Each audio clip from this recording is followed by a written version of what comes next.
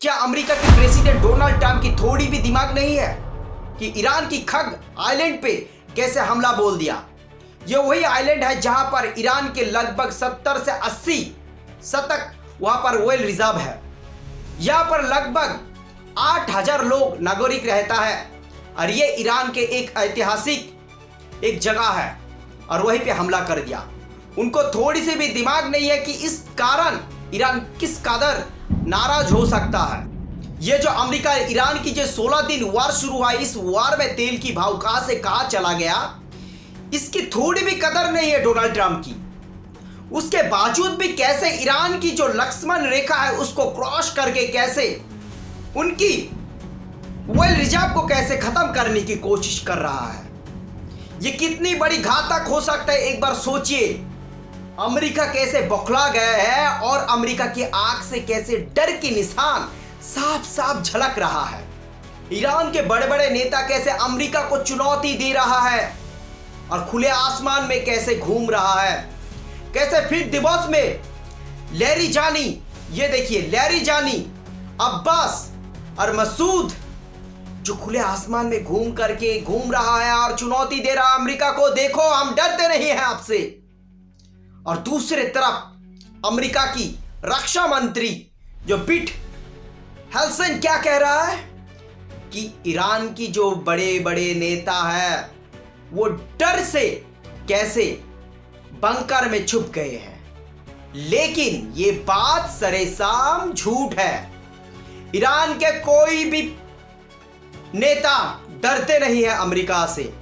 ये जो अमेरिका ने खर्ग आइलैंड पे हमला करके कितनी बड़ी गलती किया है, यह आप लोगों को एक एक करके पाट करके हम लोगों को समझाते हैं। लेकिन उससे पहले ये जो बौखलाहट है अमेरिका की, इसके मेन रीजन क्या है देखिए। लगातार 16 दिन ये वार शुरू हुआ है और इस वार में लगातार एक के बाद एक हार की सामना करना पड़ रहा है।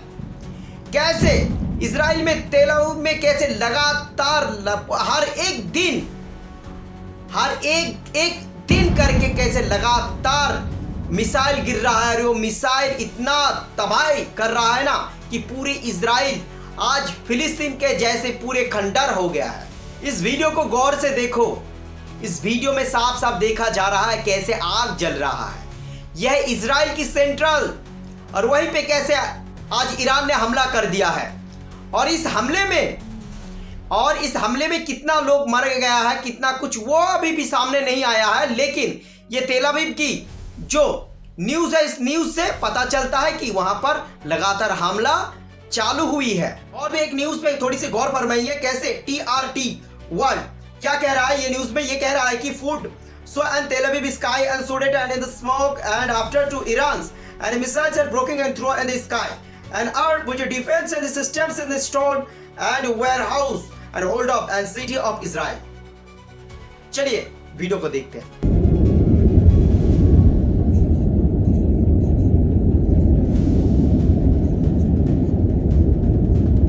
और दूसरी तरफ अमेरिका को भी ईरान ने बख्शा नहीं है।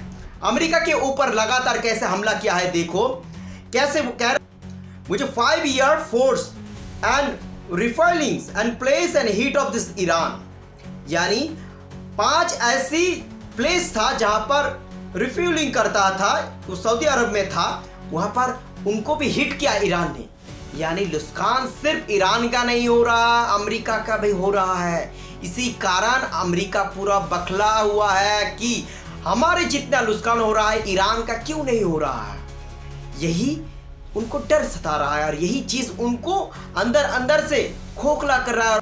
और सबसे बड़ी बात, जब ये हमला होने के बाद जब मीडिया लोग पूछा कि कितने आर्मी अमेरिका के मारा गया, उस चीज को लेकर के अमेरिका के जो डिफेंस मिनिस्टर, रक्षा मिनिस्टर था जो बिटनहेल्ड, जनरल डैंस को जब ये क्वेश्चन पूछा गया तो इस क्वेश्चन का कोई आंसर उनके पास नहीं था।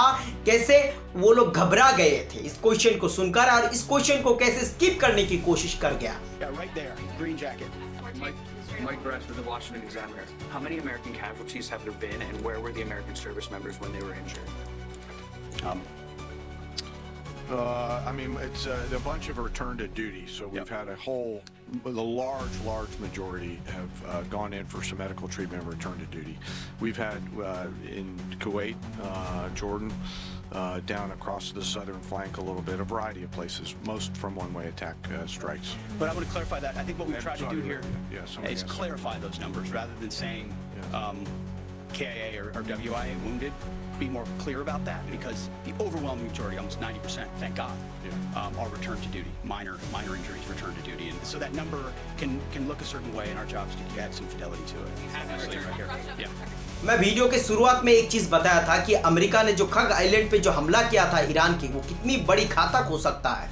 एक बार सुनिए कैसे इस आइलैंड पे हमला करने के बाद कैसे अमेरिका की 2 मिलियन शेयर मार्केट गिर गया, यानी कितनी बड़ी उनको चोट लगी। एक बार सोचो, जहां पर अमेरिका लगातार कोशिश कर रहा है एक तरफ कि इस वार को रोक दिया जाए, और दूसरी तरफ अटैक रोकने की नाम ही नहीं ले रहा है, तो ये कैसे एक तरफ ये रोकेगा? सही ना? अगर आप ईरान को मार रहे हो तो ईरान क्या चुप करके बैठे रहेगा? ईरान भी जवाब में आपको भी मारेगा, और यही हो रहा है। और दूसरी तरफ हमारे प्रेसिडेंट डोनाल्ड ट्रंप क्या कह रहा है कि इस वार को रोक देना चाहिए, लेकिन रोक नहीं रहा